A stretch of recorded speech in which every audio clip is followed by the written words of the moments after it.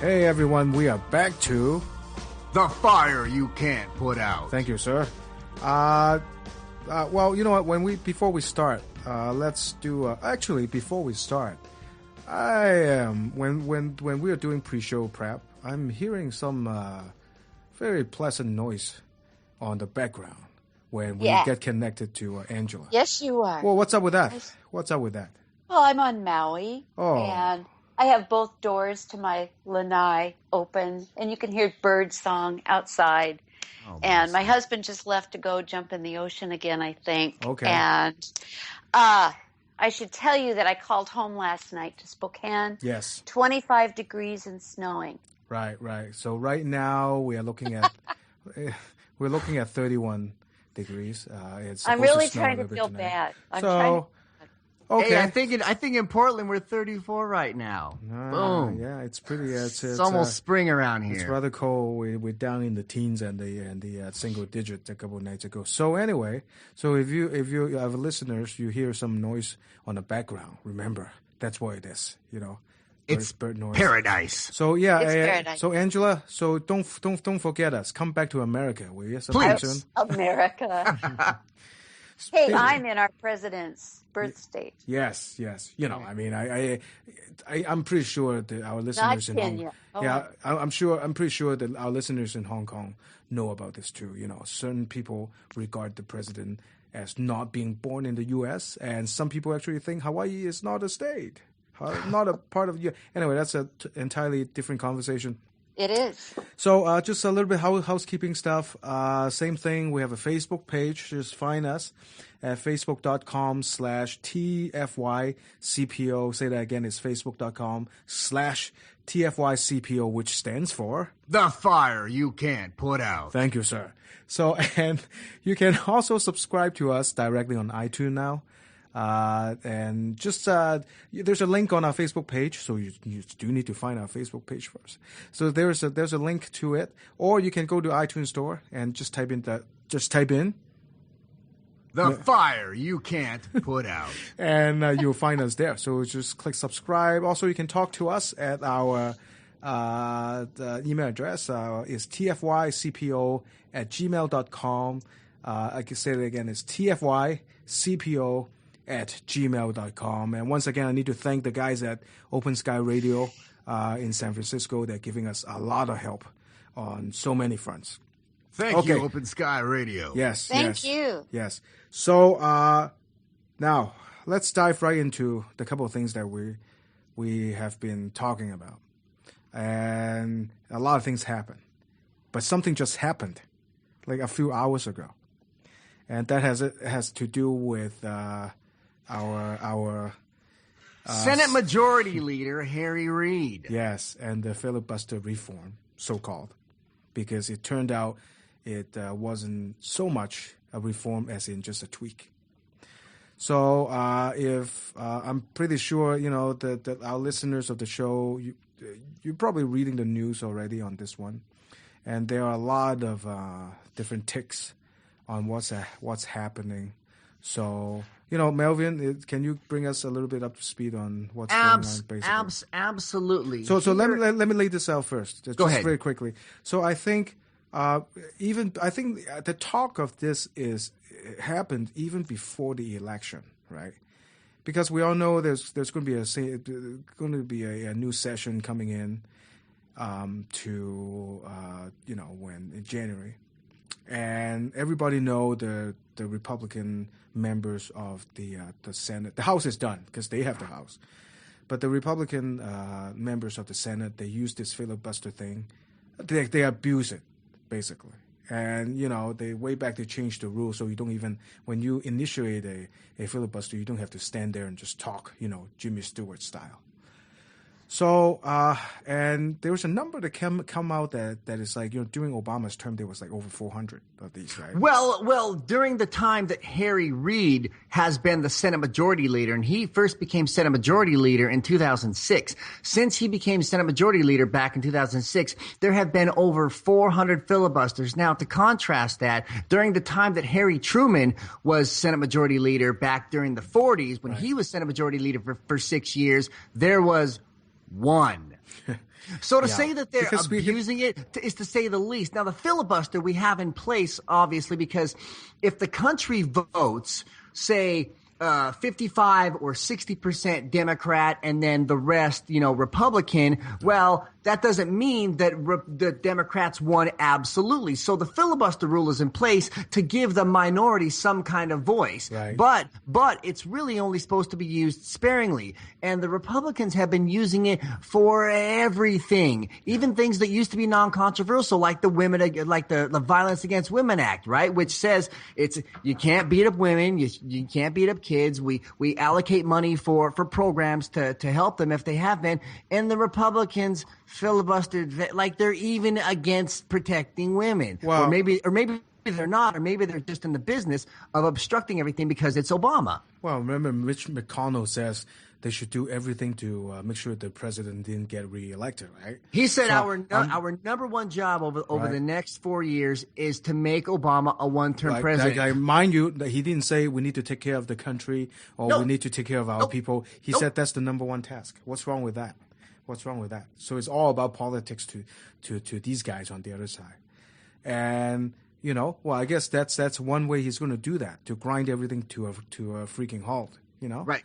They're using it to bring everything now, most people, unfortunately, here don't understand how their government works. So if anything goes wrong in the government, whether it be Congress or inside the White House or anything, everybody automatically blames the president. So when they do things like this, they're hoping that it bounces back on the president, and by and large it does. Right. But if people understood how their own government worked, then these guys wouldn't even be trying this. They're able to try this because not only do we not understand how our government works, we think that we're going to stop them with guns. By the way, we're not going to get into that conversation. But I'm just saying that the people here really they don't know how the government works, and that's why they're able to do this. The Republicans are running ads right now saying, "Call the president and tell him to stop spending money." Right. He's not spending money. You guys are. Well, yeah, okay, so I guess back then when we hear right, go ahead, Angela. He cannot spend money. As a matter of fact.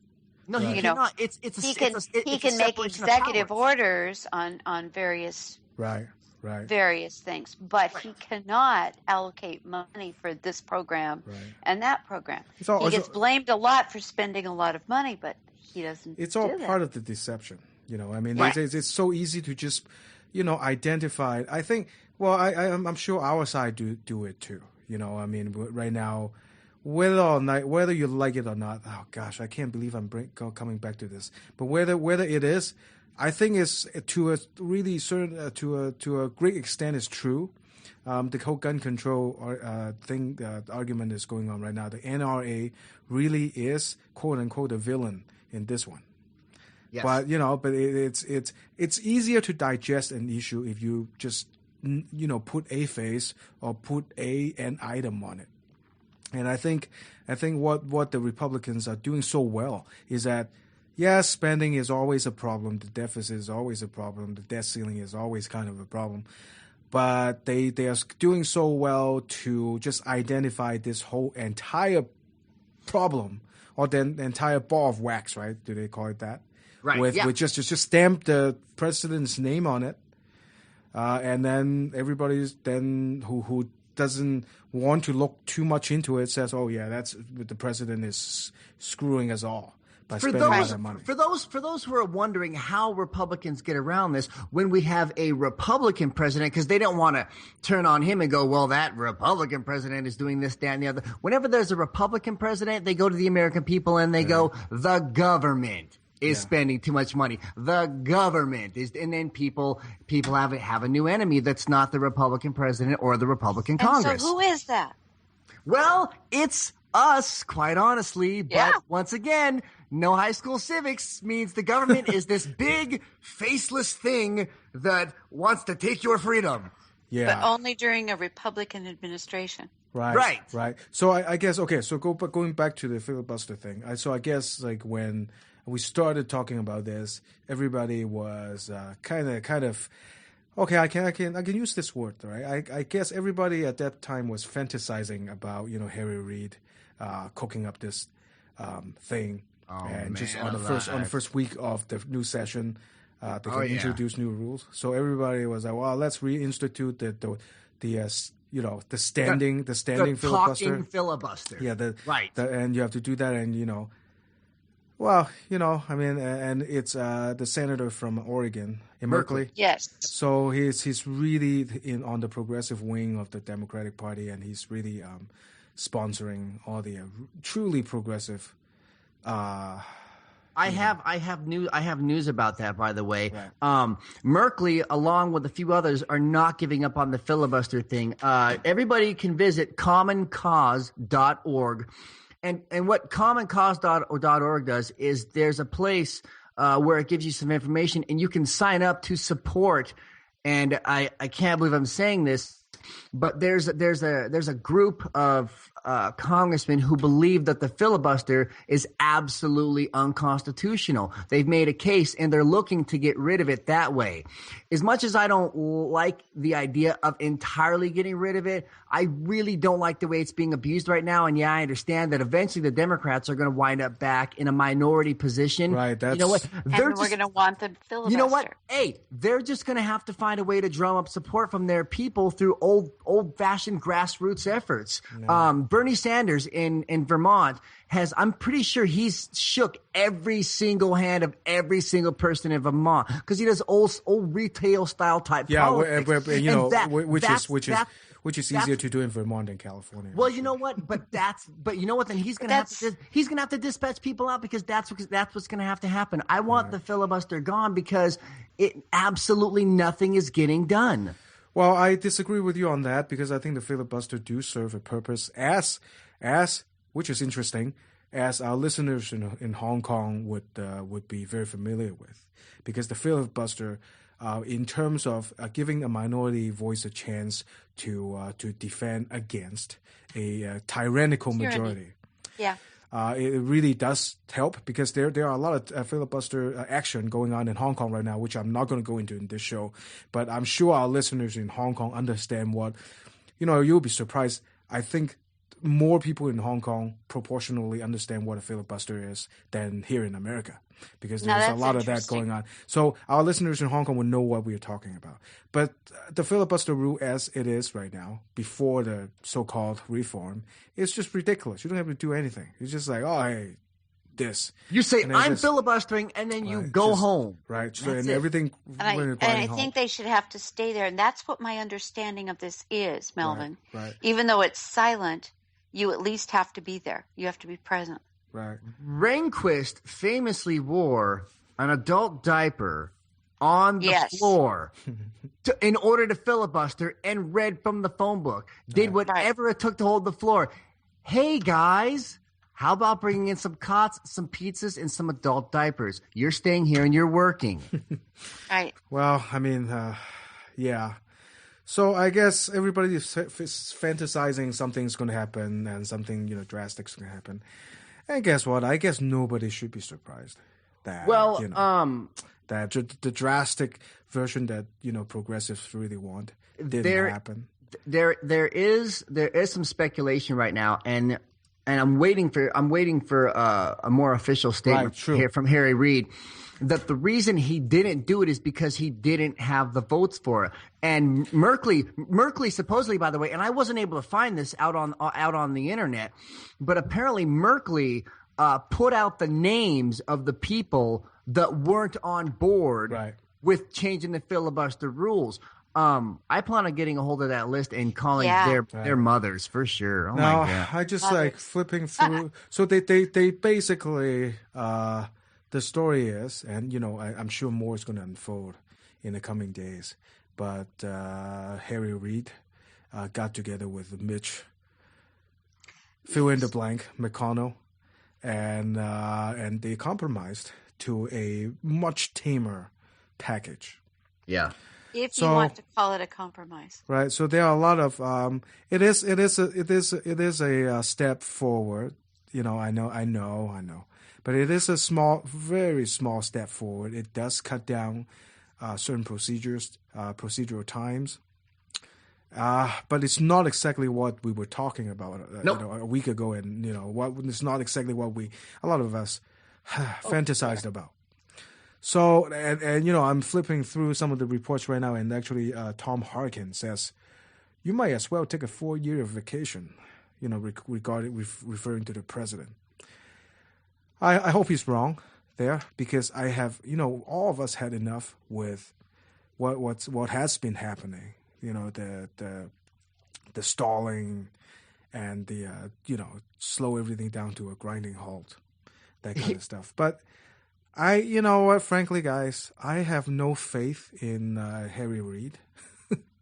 In terms of, I don't either. Here is a good measurement of how this is going to go. Veterans of the House and Senate will tell you that at the beginning of any session, Congress only has about 6 to 8 months to get anything done, because after that, nobody's going to want to cross party lines. And then, of course, every odd-numbered year in America is every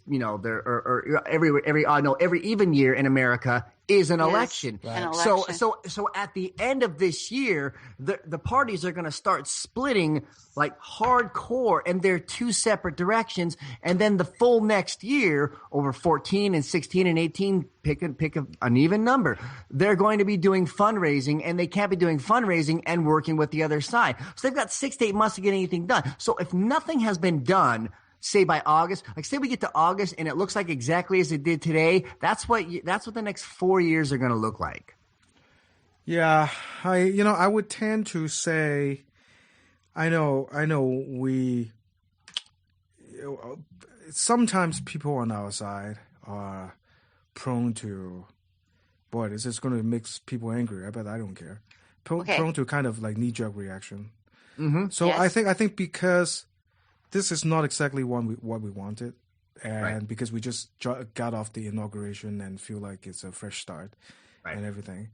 But this is not what we wanted. So right now, a lot of us are kind of like extremely disappointed on this. So I would say let's wait and see. Okay. What's going to happen? Because I think the is it Senator Merkley? Sometimes I'm bad with names. Merkley. No, Merkley. That's fine. Yeah. I think he said his fight is not over yet. So let's see what happened there. But I'm better than I was earlier. Earlier I was using expletives. Yeah, I'm scratching. A lot of times I'm scratching my head in terms of why Harry Reid is our majority leader.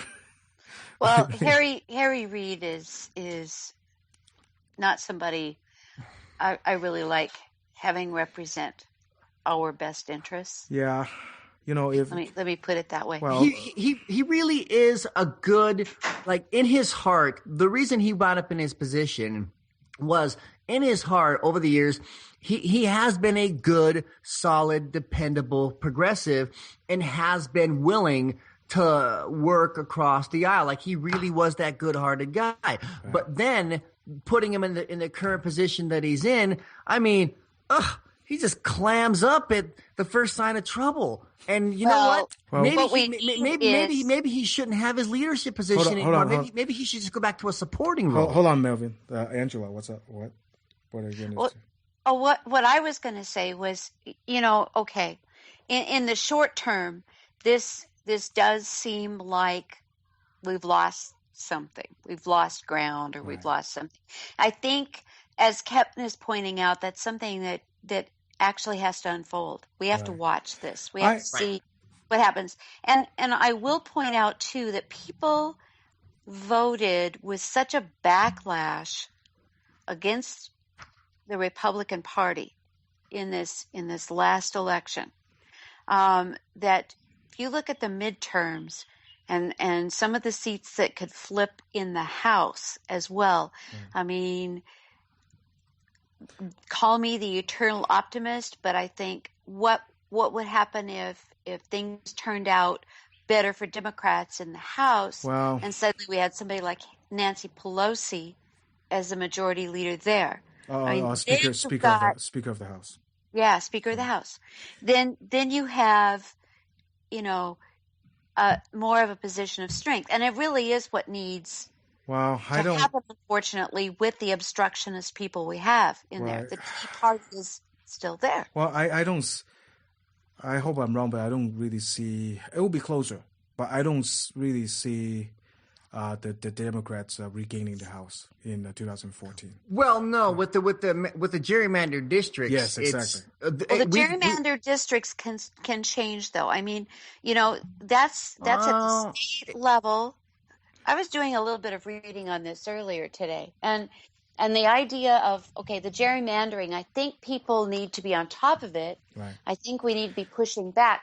But remember that state governments change. Things change. Those people who think that they are setting everything up for the next election, they may not be.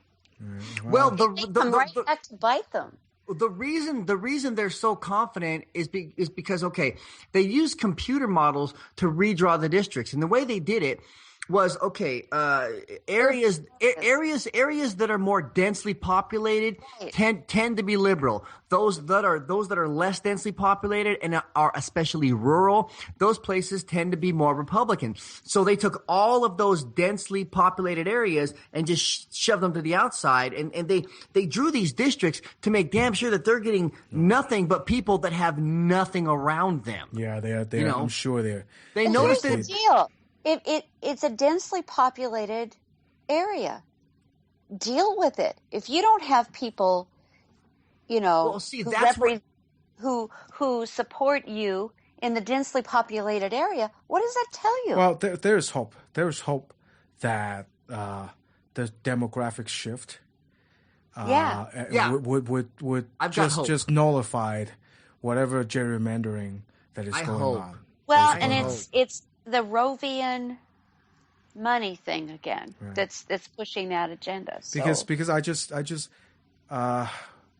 read this thing about a few weeks ago about people are actually predicting Texas going blue because it's turning blue. Because of but then the Democrats. Is it holding its breath? No, the Democrats need to work on that. I think because the Latino populations. That's it. They have a. That's I know that's an entirely different conversation entirely, but yes. The Democrats do have to work hard into. I think we kind of talked about this in the previous edition of the show. The Democrats they cannot just count on it. They have to work hard to show people that this is the place to be in terms of politics watching out for your benefit. But that's a totally different. Well, and I think gerrymandering is a topic we need. To I think So did everybody get a wind of this thing that they try to pull at the state of Virginia, the state house? Yes. That they wait for the. They waited for one Democratic senator who, by the way, who left the state to go to the inauguration because their Congress was a 20-20 split, and as soon as he left, they brought up the vote to turn the state into a state that separates its electoral votes based on the same map that they use to keep the House. Well, okay. First of all, I'm really going to feel really bad about that 19 Democrats that stayed because they're not invited to the inauguration. Well, you know what? The guy that went, and his name is Henry. God, I forget what the gentleman's last name is. And I don't want to screw it up, but the reason he went to the inauguration, by the way, he grew up during the whole civil rights thing. Right. He's an African American, and he saw some of the darkest and worst parts of American history. And going to see Obama be not only reelected, inaugurated again, I mean, it just took all that awful, evil history that he saw way back when through slavery and whites only fountains and I mean all that stuff. He goes to see Obama, and while he's away, they're like, okay, the black guy's gone. Let's do something evil, right? And they did. Yeah. So it's just so they're trying to pull crazy stunts like that. I mean, it's like I don't even. This is not. I don't know. This kind of stuff. I don't think this is what politics is all about. I mean, there's no. Well, they were gerrymandering right. before 2012 election, and then we saw what they were doing with voting rights. Right. And then everywhere. And then they're trying to because they have the majority in Virginia, the Republicans. They're trying to do they're gonna try to do the I think what they call it, the proportional electoral college thing now. Correct. Which makes me think, why do we have the electoral college in this day and age? That's it. When we can count all these votes. It is now time to get rid of the electoral college. I think it is. If they put this plan into place in all the states they want to put it into place, Mitt Romney would have been president despite only getting 47% of the vote. Okay, well then I mean the quick and dirty argument for the electoral college, right? Is some of the states would never get any kind of attention. Like Iowa would never. Well, actually, that's not true because of the corn lobby. But certain states. Well, but then all the campaign money is going to be in Texas and California, and the West Coast and the East Coast, and nobody's really going to worry about even some of the New England states. That's one of the argument because those states need some stick in terms of. But I mean it seems like I think half of Iowa's economy is built on the next presidential election. Yes, it is. Or caucus, right? Yeah, right. So anyway, gosh, it's only it's already like 25 minutes. Oh, mercy. We need to stop this. Right. So filibuster. Okay. So I guess the bottom line, and I'm going to say this, and hopefully everybody will agree with me. This is not exactly what we want. Far from what we wanted. But let's see what's up. Let's see what's going to happen. Hopeful in our hearts. It could be the seed of change, seed to a better, more suitable sets of rules that would keep things moving. And let's see, because okay, one more thing. I'm sorry, I forgot to bring this up. This whole compromise thing, this whole watered down filibuster thing. I don't know. I'm guessing, and my sense is some of it has to do with 2014, the midterm. Now, if you just Google senators who are up for re-election in 2014, you're going to come up with a list. Now, I'm going to read you some of the names. Now, the Republican side, we don't have to worry about because most of the Republicans who are up for re-election are from Tennessee, Georgia, Mississippi. Solid red states. Yeah, Wyoming, South Carolina, Oklahoma, Nebraska, Idaho, Kansas, Alabama. So forget those. The only one that is even have a remote chance of, Democrats taking a seat is Susan Collins up in Maine, but isn't she retiring or something? But it didn't say she's retiring here. I don't remember the word on her. She's in Maine, so okay. But if you look at the Democrats, okay, so I'm not going to read the whole name, but Max Baucus in Montana, Mark Begich, I hope I'm saying his name right, Alaska, Al Franken, you don't have to worry about. Kay Hagan, North Carolina. Tim Johnson, South Dakota.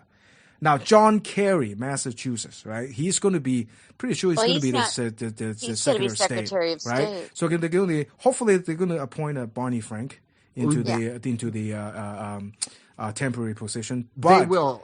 But you never know. The guy can come back.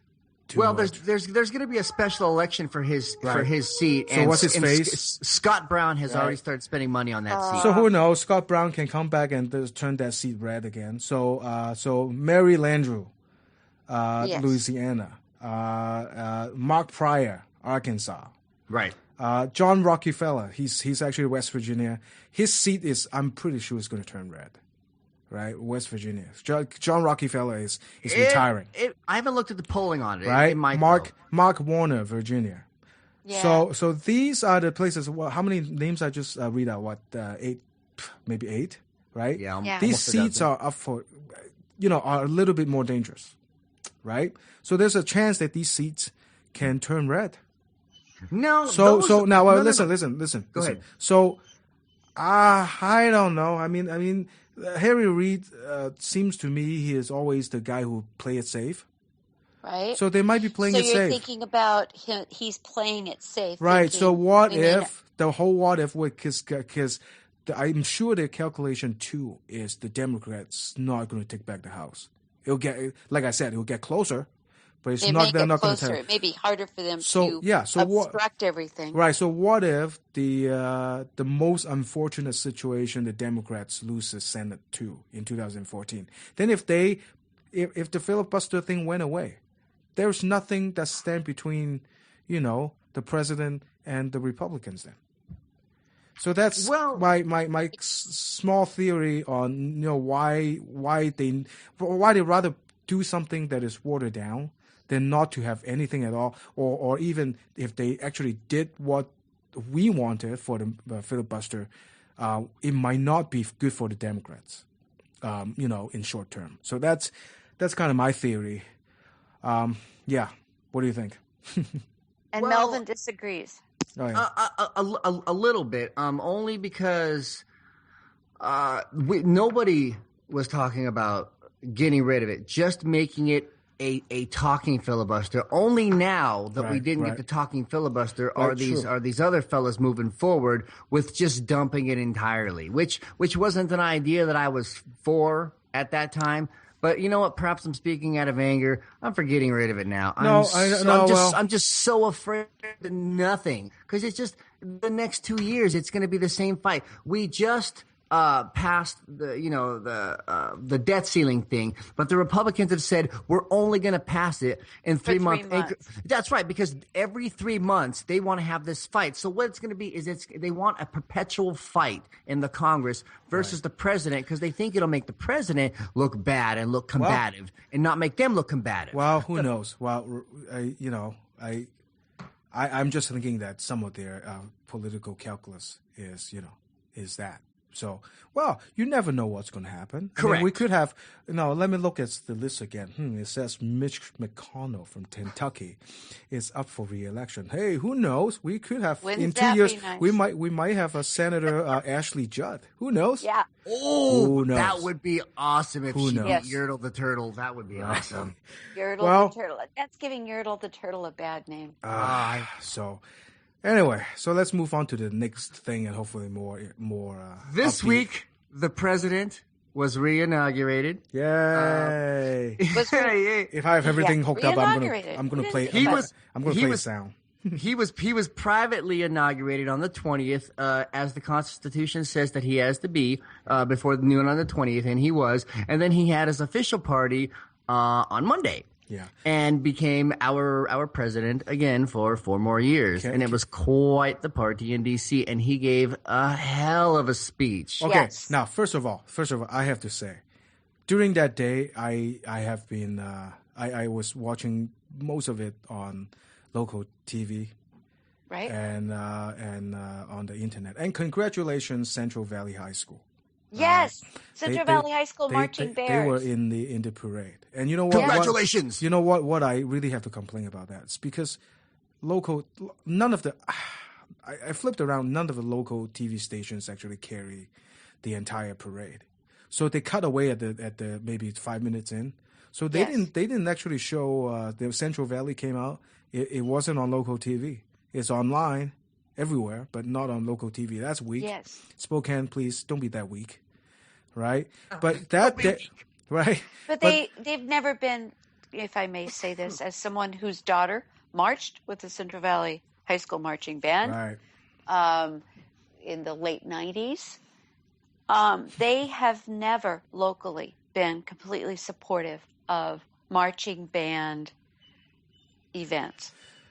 Thanks for opening. They are. Let's say football. Thanks for opening another can of worms. Yes, I opened another can of worms. Okay, well, let me say this. Okay. I have no patience that day with 2 groups of people. Who are these 2 groups of people I'm talking about? The racists. No, I never have time for them. But that day, right? First group of people are those people who complain about why Obama spends so much money on the inauguration and not feeding the hunger.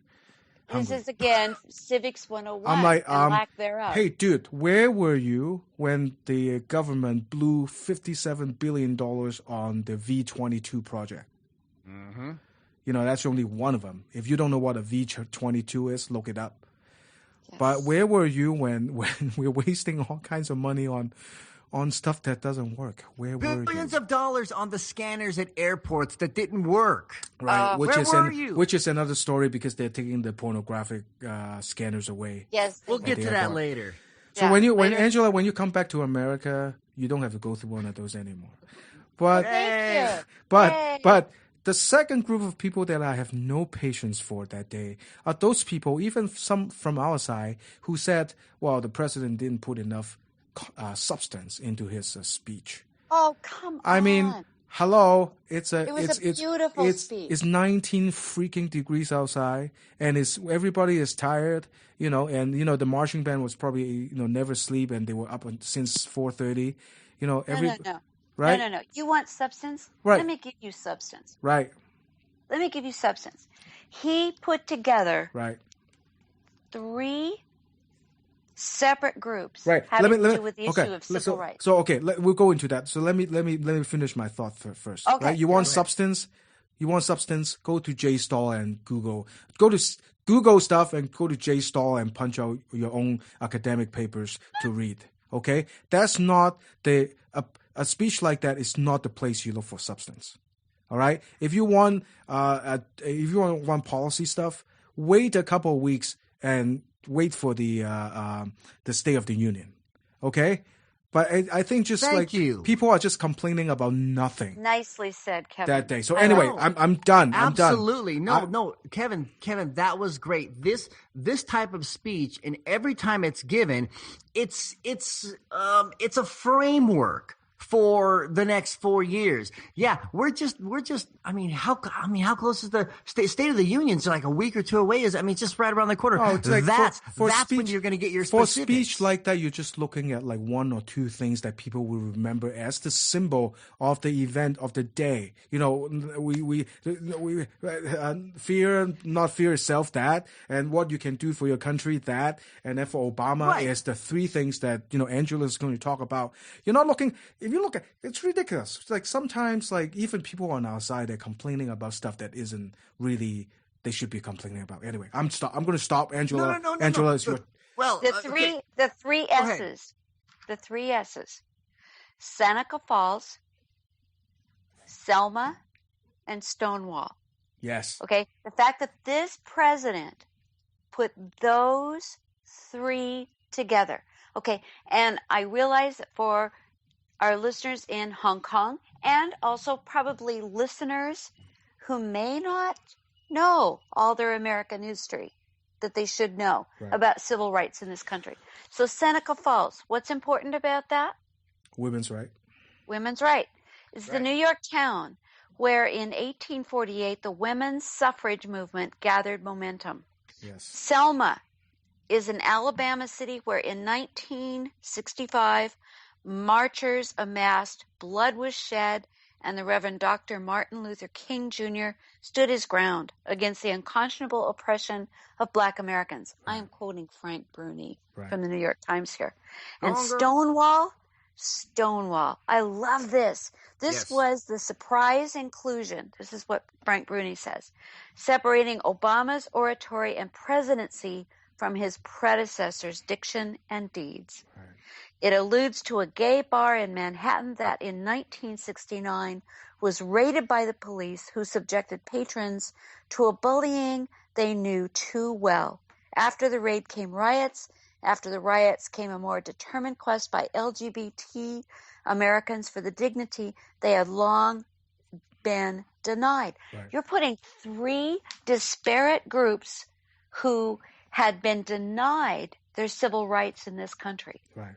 And putting them together. And this president has the guts to stand up there and do that. And I was all over this. This was fabulous. It's a breakthrough. Absolutely fabulous. It's absolutely a breakthrough.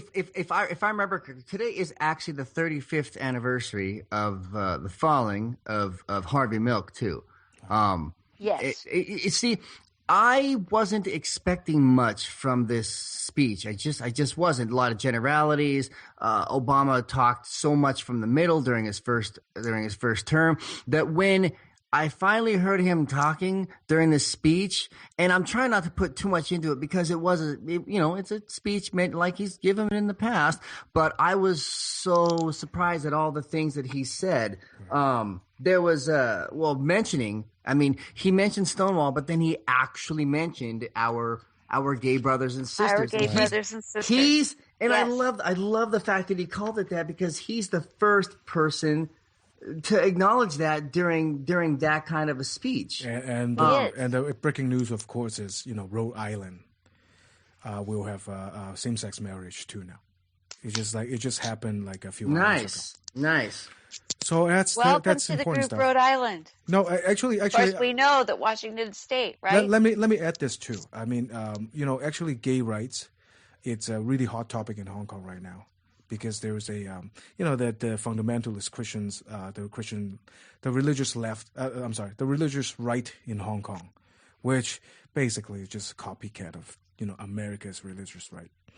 They are right now. They're making a huge push in terms of like asking the government not to establish any laws, to protect gays and lesbians against discrimination. Actually, this president's speech was really popular in Hong Kong because just looking at Facebook, the memes with the even some of the ones that the White House do. With those presidents sitting there and it's like some of the words of the speech on the meme. That stuff's all over the place in Hong Kong on Facebook. So I think that the president, it's such an awesome thing that he's not just, encouraging certain movements.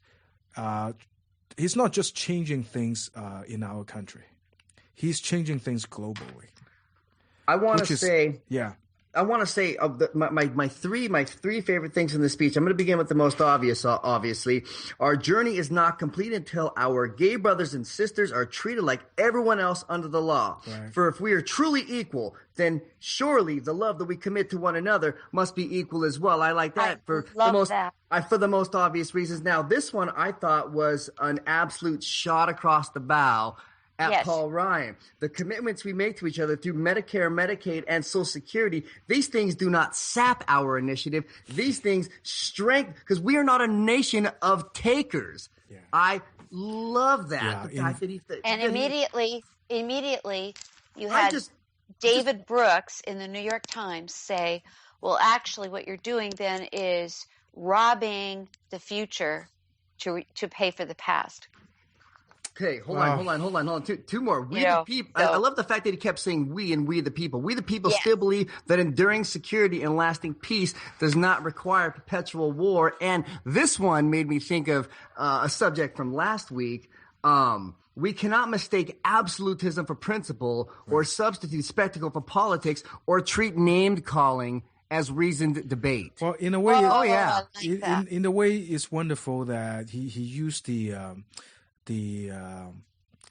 inauguration speech, which you can argue, but I don't think we need to argue that it's the immediate aftermath of the election. He used this opportunity to right away invalidate some of the nonsense that was going on during the election. So, which is good. While in the days following the election as well, where you had people petitioning to secede from the union and. The garbage that went on. I think you guys already said, all the wonderful things that I think is wonderful during the speech. Hey. And I just want to say that, and I'm not sure, I'm pretty sure this is not an original thought. But I just thought of this. I think this one is maybe even historically more important than the first inauguration and the first election. This re-election. Because, He's the first African American president, and the first election and the first inauguration is something completely new, and a lot of times, I would say that the symbolism is what was important then, you know. This one is more the affirmation of what happened after the symbolism worn out. We are the nation is affirming that yes, Barack Obama is indeed a good leader, and most of us, majority of us, like the direction of how this country is going. So this is more an affirmation, and this one is. We can argue that. I'm sure we can argue that. But this one is less about him being the first African American president than yes, let's just really get something done. I think that's a good point. Right. Than this man and this administration. Right. So last time it was more about that, something new, something, exciting, blah, blah, blah. This one is about, welcome back. We really like him as a leader, and let's just get something done. So I think historically, this one is this is a hard call, but this one is slightly more important. I think it's also very important because since FDR, he's only the second Democratic president to go on to a second term. Right. True. Bill Clinton was the other one. That's it in the last 50 years. Right. Republicans have gone on to second terms. It's not a normal thing for a Democrat to go on to a second term, and he is in that club now, and it legitimizes him more. Right. So if we more of a mandate. We want to talk the tangible, which is like numbers. He won there, and if we want to talk about the intangibles, which is the affirmation or the I don't even know what the word I'm looking for is, but the intangible stuff he won there. So this one is a bigger win than the last one. And, I agree. And because he just came out and said something, even like maybe 10 or 15 years ago, is unthinkable. Some of it is the stuff that take care of our gay and lesbians and LGBT brothers and sisters, right? So some of that stuff, even like 10, 15, 20 years ago, is unthinkable. I don't think that could be bring out into the forefront in the national politics. That is progress, my friend. And I think I don't know. Go ahead. Everywhere. Go ahead. I'm sorry. I don't know if you guys remember this, but after the first election, he said, my chances of being reelected are way better than my chances of being elected to the first time. Of course, he had everything counting against him. He was relatively new. He had the name Barack Hussein Obama, like all these things. He goes, and I remember him saying that in a half joking manner. My chances of being reelected are way better than my chances of being elected the first time. But with the way this last campaign went, with over $6 billion being spent on it, I said, I'm not so hopeful. So it is a little brighter to me that it did turn out the way it did. I mean, it's in a way, it's really, in terms of national politics or local politics, I think a lot of times, even personal stuff, I think a lot of times it's morbidly attractive to stay on the negative. What I'm saying? But there are a lot of positive stuff going on. And if I can just point out that all through this inauguration, which one of the things that struck me was how many little pieces of confidence stood out everywhere. Right. And one of them was the license plate on the limo, otherwise known as the Beast. Taxation without representation. That's Did you right. catch what that reference was? Yes. Did you catch this? Tell us. Okay. Yeah. He is a champion of getting Washington, D.C. representation. Yep. Right. They don't have any right now. They have they're taxed without any representation. They have a non-voting member. Okay, that's what it is. I was wondering, I couldn't remember if it was non-binding or non-voting. There's a non-voting member. Non-voting member. That's right. They literally have no representation. And I just thought, in a lot of different little ways, it comes out. Okay. Now, I believe in this. I believe in this. I believe in this. It was everywhere. And to me, that was cool. Yeah. I thought that was a pretty stark thing he did as well with because I mean they get to choose their own plates. I imagine Bush has said something about how great war was, but I like the fact that he chose what he chose. Yeah, it's a good point. Mission accomplished. Mission accomplished. Yeah, that's what I said. Mission accomplished. So he put it on before he even started the war. Yeah, there are a lot of little things that people are not talking about. As in, they really do cut down on how much they spend this time. I mean, there are only 2 inaugural balls this time. Right. Yep. Versus like 10. Yep. I think the last time. Has anybody gone nuts over Michelle Obama's clothing this time? I only saw that little meme that superimposed a Romulan. Yeah. A Romulan.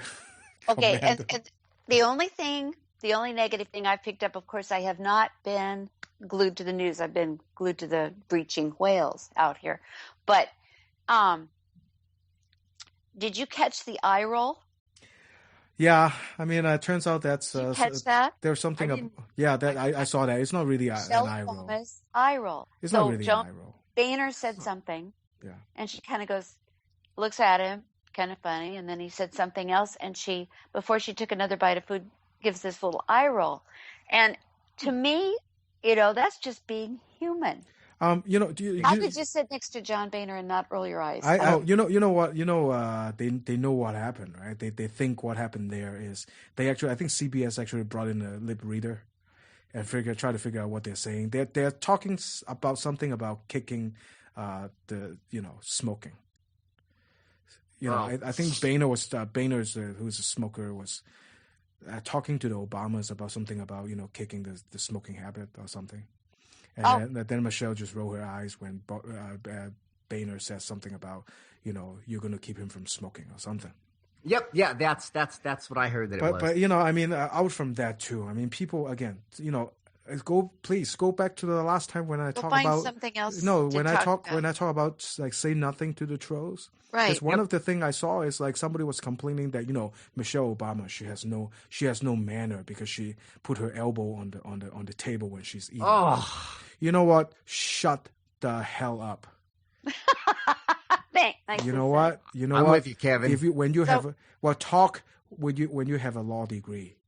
So like Michelle Obama. So anyway.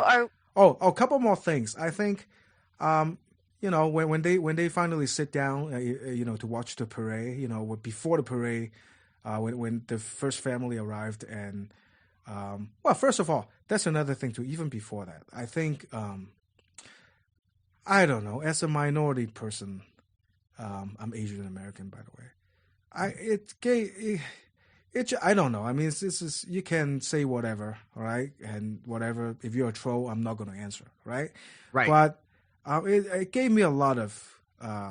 It made me happy to see, when before the first family arrived, they showed the stand, right? And then people are sitting there just waiting. It really made me feel good to see a lot of minority people there. Yes. And I know the president's brother-in-law he's a Canadian Chinese, so he's the Asian guy sitting there, which is cool. And then all over the inauguration, I see your Dr. Stephen Chu there, even though he's leaving. Yeah. I see all kinds of faces. White, black, Asian. Latinos.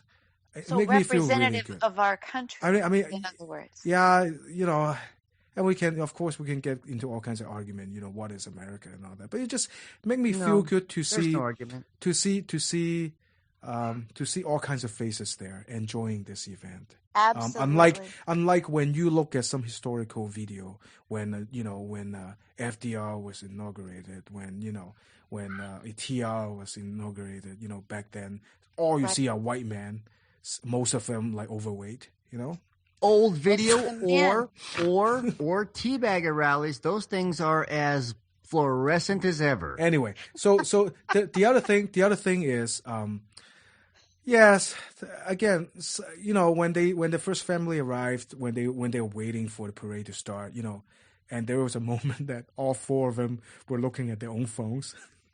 Yes. Yes. Well, first of all, I'm like, please, kids, do not punch in a password in front of the TV. Okay? Oh yeah. Do not enter any kind of password. But whether people like it or not, this is the 21st century. This is going to happen. I'm sorry, I try to catch myself not to do that, but a lot of times, whenever I just standing, waiting at line at Costco, whenever there's some free time, I'll take out my phone and check my messages and see what I can, mainly to see what I can get done in that 20 seconds.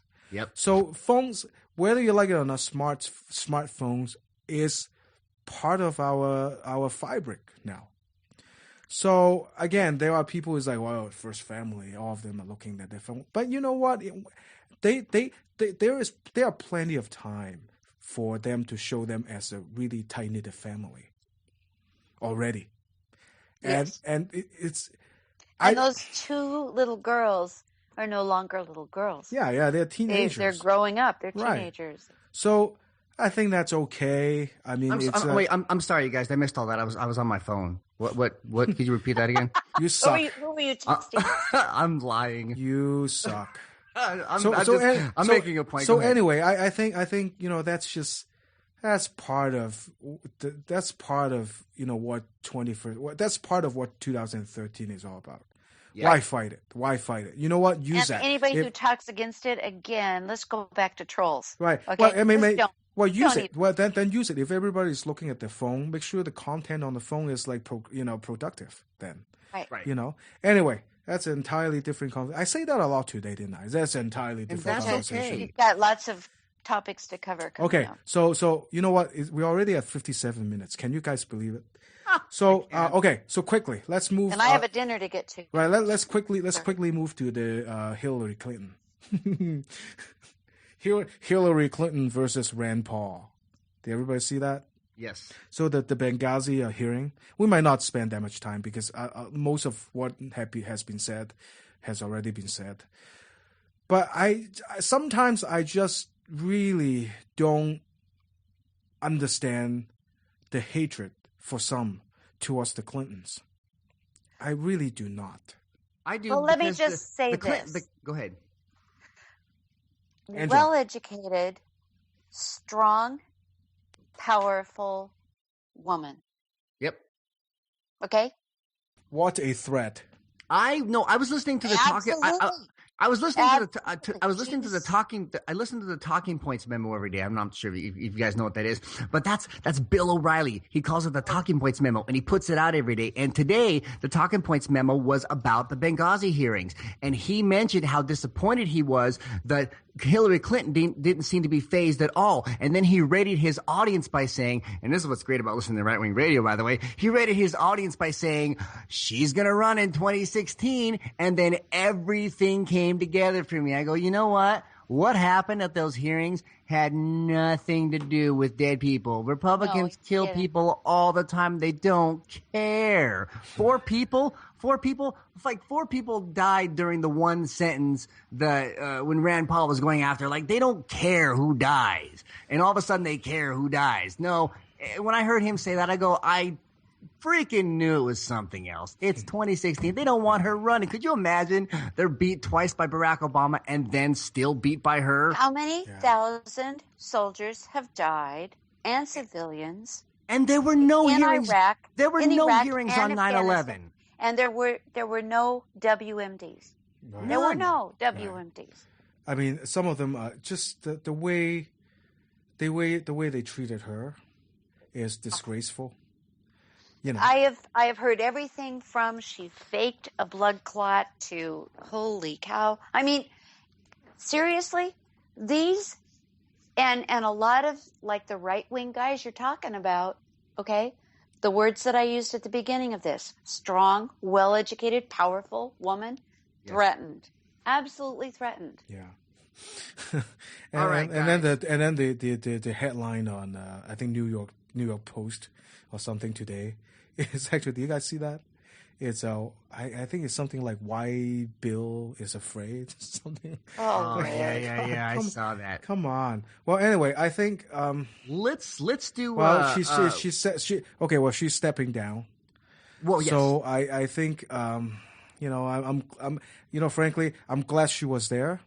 Yes. She's still there, but I'm glad she did it. And you know what? Think about this. think about this. So think about how wonderfully historic this is, because remember the primary in 2008. I mean, it's like they fought, right? They fought like tooth and nail, right? To the bitter end, basically. And you know what? When the president says, ask her to be the Secretary of State, she actually accept. And 4 years later, hey, job well done. Right. So it's a get the politics out of the way, get the history out of the way. This is just a good story.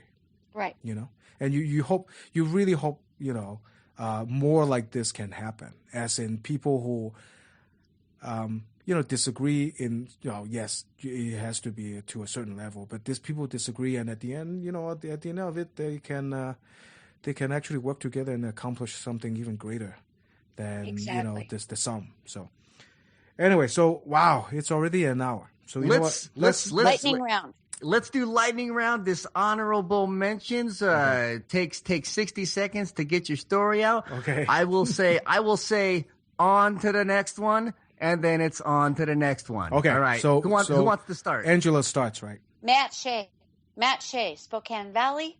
Remember, this is the guy who ran successfully for representative, Washington State. The story was in this past week's Spokesman Review about how he, behaved in traffic. Somebody was acting erratically. He actually pulled a gun out of his glove compartment, according to the guy who reported this, right, and showed it to the guy. Held it up as in a menacing way and showed it to him. Each of them turned each other in. He basically gets off with a hand slap. Okay? That's my story. And on to the next one. Angela, you have another one, right? I do have another one. It's Teo. The Manti Teo situation. And this is from a column done by Gail Collins, New York Times, this past week.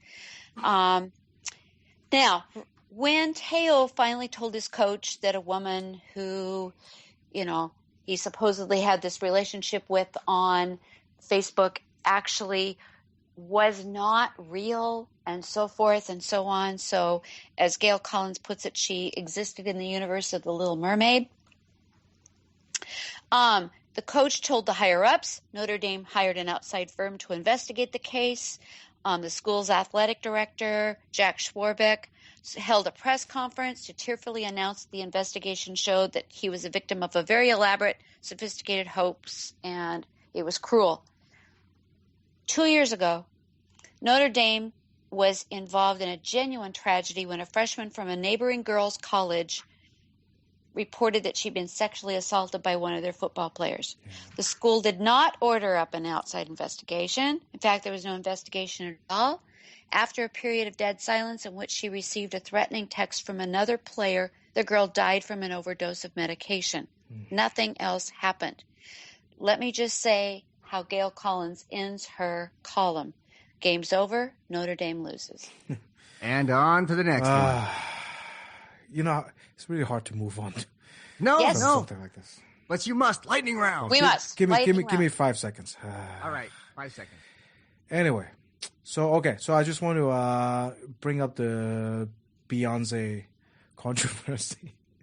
This is not really a dishonorable mention, but just the name of the segment. But, there's a controversy about whether she lip sync or not during the national anthem. Well, first of all, as a musician, I know how tough it is. And I have having arguments on and off with fellow musicians about this. I happen to think that's okay. Because, you never, it's a high profile event, the entire world is looking at this, and it's 19 degrees out there. Yes, you can argue whether, she should have done it live, she has the chops or not, blah, blah, blah. But you know what? Let this one go, please, everybody. I agree. Because she did tape the thing live So it with was the her Marine voice. band. It was She her has voice. This wasn't a Milli Vanilli thing. It is. Hey, yes, Milli Vanilli. Oh my God. So it is a live Let it performance. go, people, Let it go. let it go. The Yo-Yo Ma did it. Yes, hand sing he it last did. time. So I rather have this thing go perfectly than it becomes a problem. You know, and more power to James. I'm sure. Taylor. I'd rather have things go perfectly than somebody's going to blame the debt ceiling on Beyonce. Okay, all right. Yes. So that I say my piece. And by the way, on to the next one. But like I say, let me add this too. Some people know that I have a music podcast, and we're going to explore this a little bit more on the music podcast. So stay tuned. We're gonna chat a little bit about what really is live music. Anyway, that's my thing. All right. So Melvin is yours. And on to the next one, software. Let's see. TSA is removing their body scanners from the airports because software could not be developed by a congressionally mandated deadline to automatically detect suspicious items in the body. It was exposed a long time ago that these body scanners didn't work, but it didn't matter because Michael Chertoff, who, by the way, worked for the company Rapiscan Systems, had a contract with the government to sell them tons of these things, knowing damn well that they didn't work. Tons of people snuck bomb-making material just to make a point onto these airplanes, and they're going, see, this doesn't work. All it did was scan your naked body and show it to the TSA onlookers. Yeah. I say bad news. Dishonorable mention. Good news, bad news. Well, they're removing them. Well, that's good news. It's a TSA. Well, that's bad news. Well, the TSA is actually now shopping for someone else to make the machines for them. They said they just don't want they said they just don't want that company making them because they obviously didn't do it right. Wait, on to the next one. Wait, hold on. I thought they're gonna just take those machines away. Well, they are. They're taking those machines away, and they're storing. We may have new ones. And they're currently storing them all in a warehouse in Texas. But they are now looking for another company to make the machines again. Okay, regarding airport security, I just have 2 words to say. You know what? I'm really bad at this. Ha. No. They want to see your junk. No. George Carlin. Oh, yeah. Anyway, go ahead. On to the next one. Disgraced ex-governor Mark Sanford has now decided to run for the Jim DeMint seat in South Carolina. Oh. Of course, that's the bad news. If anybody remembers anything about this guy, this was the guy who left his wife and children on Father's Day to go cheat with his mistress down in South America and said that he was going on a hiking trip. They didn't hear from him for days. And then he came back and he goes, oh, yeah, by the way, I was with my mistress in South America, and by the way, we're getting a divorce. Well, he's running for Jim DeMint seat now, which is absolutely just poetic justice. But to make things good news, Stephen Colbert's sister, Elizabeth Colbert Bush, is running in the seat against him. Now, of course, he has the passive primary. She has the passive primary. But if these two come head to head, you got to know that bully pulpit that Mr. Colbert has, he will be using to help his sister. And now for my and the Colbert pack. The oh yes.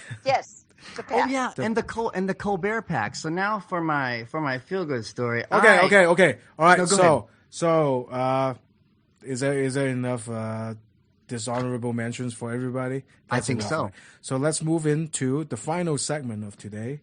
We're gonna call it Melvin's Feel Good Moment. When I met my wife, and what I was doing was I was walking down the street and I fell on top of a pile of money, and now I will tell everybody for the rest of my life that I worked my tail off to get that money. To be quite honest, I got very lucky meeting her the way I did, and the fact that we are still together makes me even luckier. Meeting people is one of the hardest things to do. A lot of people try a lot of crazy things: speed dating, blind dates, even meeting people on the internet. And there's quite a few dating sites out there right now. Well, in this day and age, the way we date has started to evolve. There are now dating sites. You can look at creditscoredating.com or datenightcredit.com, and they're dating sites that match you up with people based on your credit score. What the heck?